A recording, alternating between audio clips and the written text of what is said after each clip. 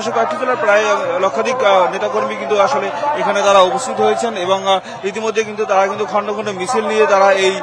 পল্টনের কেন্দ্রীয় কার্যালয়ের সামনে কিন্তু তারা আসলে আসতে শুরু করছেন। এবং যদি একটু বলি যে আজকের এই মিছিলটি কিন্তু আপনার গতকালকেই করার কথা ছিল, কিন্তু গতকালকে আসলে যে জুলাই সনদ ঘোষণাপত্র এবং সরকারি নানা আনুষ্ঠানিকতার কারণে আজকে তারা কিন্তু মিছিলটি আজকে 6 তারিখে তারা নিয়ে আসছে এবং 3টার দিকে আসলে মূল মঞ্চের মূল আনুষ্ঠানিকতা শুরু হবে এবং মিছিল পূর্ব যে সমাবেশ আছে সেই সমাবেশের আনুষ্ঠানিকতা শুরু হবে এবং সেখানে বিএনপি যে স্থায়ী কমিটির সদস্য সেই সাথে বিএনপি মহাসচিব মির্জা ফখরুল ইসলাম আলমগীর এর বক্তব্য দেবেন এবং এরপরে বিএনপির যিনি ভারপ্রাপ্ত চেয়ারম্যান তারেক রহমান তিনি কথা বলবেন এবং তার বক্তব্যের পরে আসলে এই মিছিলটি শুরু হবে। এবং মিছিলটি কিন্তু ঠিক নয়াপল্টন থেকে শুরু হয়ে একেবারে বিজয়নগর হয়ে প্রেস ক্লাবের সামনে থেকে গিয়ে শাহবাগে কিন্তু গিয়ে এই মিছিলটি আসলে